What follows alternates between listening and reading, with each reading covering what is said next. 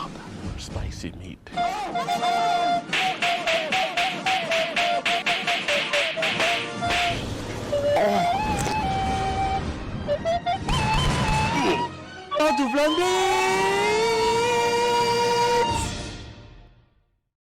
Hello everyone, Pantoufleee here today for a new review. It's been a long time since the latest review, probably 3 days. Yeah, I know it's not a lot, but for me it's a long time. And we're gonna talk about the Batchat 25 ton, because if you remember, I did a YouTube community post in which I asked you guys what tank do you want me to review, and the most liked was the Batchat 25 tons. So here we go, finally you will have your review and you will stop spamming me with this tank. French light tank, tier 10, no armor, autoloader, and a great mobility. That's pretty much how you can sum up this tank. If we go into characteristics of the armor, it's armored a little bit if you manage to angle this part, the top part, but it's extremely rare and most of the time nobody is actually gonna bounce, so be careful about that. Overall, the weak spots, and when I talk about weak spots, I mean weak spots to HE shells, are probably the cupola and the side of the tank right there, and also the whole rear, but that's logic, I mean that's a Batchat. So overall, be careful when you're playing this tank. Be aware that when you're on the sides and when people are watching you from the rear, they are going to penetrate with HE, and you need to be careful, because if you're low life, you need to take that into consideration before going out of cover or anything like that. But overall, no armor. Now, if we talk about the gun, don't worry, you will have the last gun as soon as you unlock the Batchat. Everything is fine.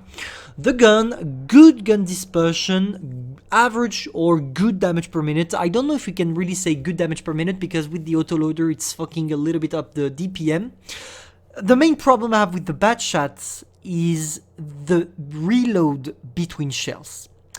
You have 3 seconds between each shells, therefore you put 930 alpha damage in 6 seconds.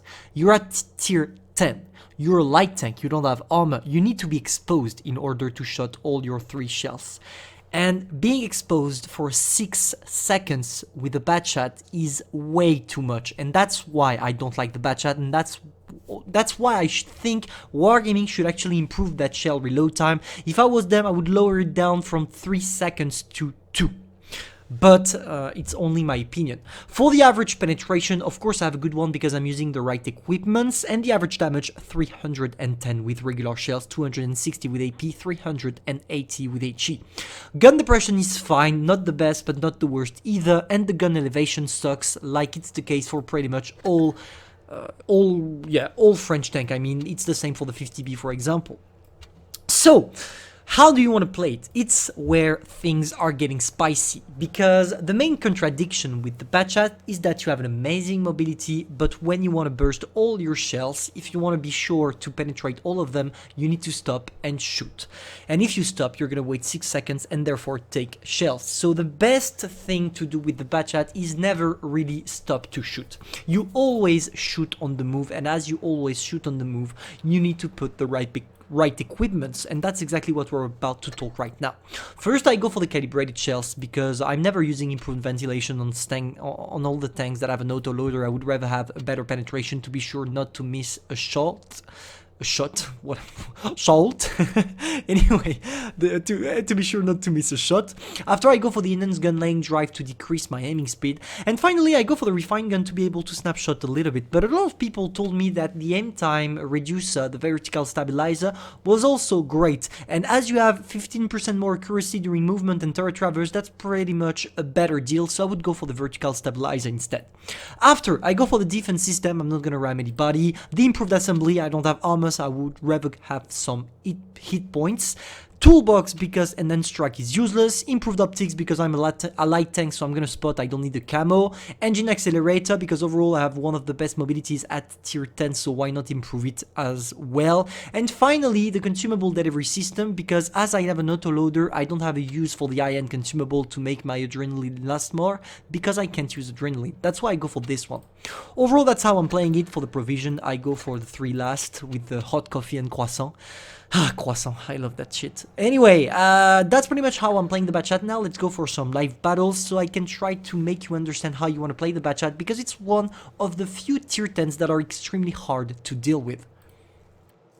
Okay guys, so I had a problem recording. I still had the audio sound that was completely fucked, so these two games were the one I just did after the review, but unfortunately I couldn't record the sound, so I had to take them from the replays. So, overall, how do you want to play your Batchat? There are two types of things you can do. If you're in an open field, like it's the case here, you place yourself in an aggressive position to be able to spot. That's what we do. We are able to spot the grill before it goes into its right position, and we are able to sneak 2 shots before the guy gets to cover.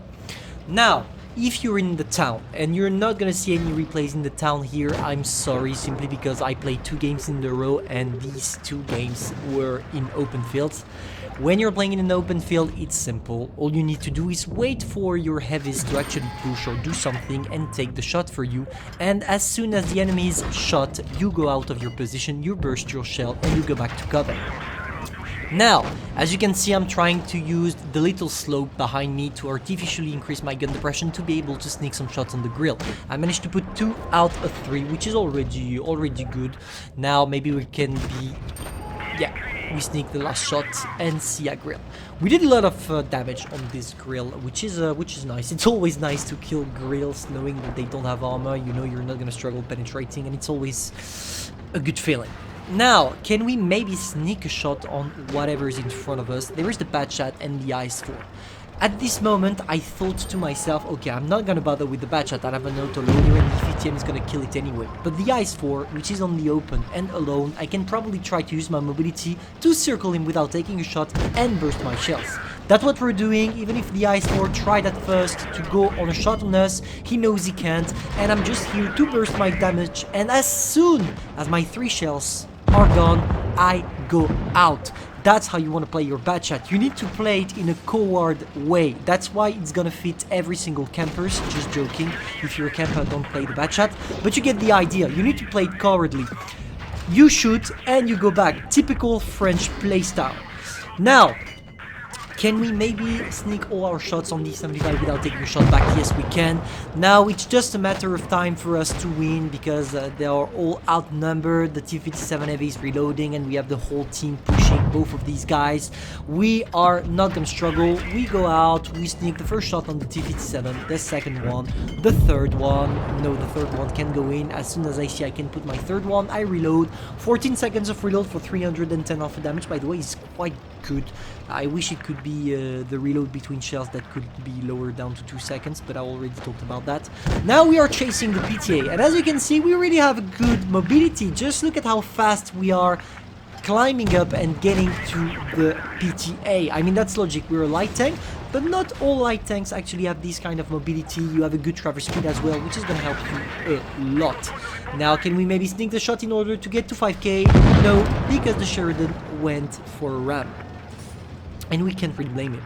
Nearly 5k damage for the first one. That was a good game, not the best, but you get the idea. Just see how I played it. I played it waiting for my team to take damage from me, and as soon as I have an opportunity to burst all my shells without taking shots back, you go in. That's how you want to play your Batchat. Now we go for a second game, sorry, where we are still in the open field, but on a different map, and that's interesting as well, because here I'm going to show you the light side of the Batchat class speaking, I mean. We take an advanced position thanks to our great mobility, trying to spot them. I go out here. If I don't spot anything, it means that they are in the town, and that's why I was pretty confident. I was like, okay, I spotted only the Sheridan, so it means they all went in the town. So if I try to circle, I should be fine. And I did a mistake. You're gonna understand why I did a mistake, because as soon as I drop off here, we spot the Yak Tiger. It's not a problem because we didn't take a shot, and I'm gonna try to brawl against the Yak Tiger. It's either I try to sneak a shot without getting shot back and I don't take the shot and I can burst my shells, or I take one shot and I can still burst my shells. And I took the shot. burst all my 3 shells on the Yak Tiger. It worked pretty well. We go out with 930 alpha damage. Now we have to go away. There is the standard B that is currently trying to push us, and I did the good thing by going out, because if I didn't, that standard B would have been probably able to simply destroy me with its HE shells. I go back, and now I'm thinking, okay, I'm a light tank. I did my job. They are spotted.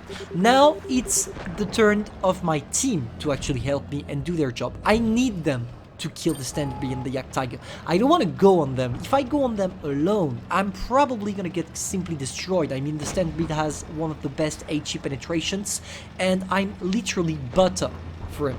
So I'm waiting. If I can try to sneak a shot, maybe in a sneaky way on the Standard B without taking a shot back, I will. I go for a first shot, I load an HE side of the guy, and boom, see ya Standard B. We reload once again. We try to cover before taking a shot of the Sheridan. It was closed, but we did manage to do that. And now we need to focus on taking some distance. I don't have a lot of HPs left, and you need to be map aware. Just take a look at the map now. Take a break. We have the T-57 Heavy that is pushing us, the Sheridan that seems to go in the town, and the rest of their team that is in the town as well.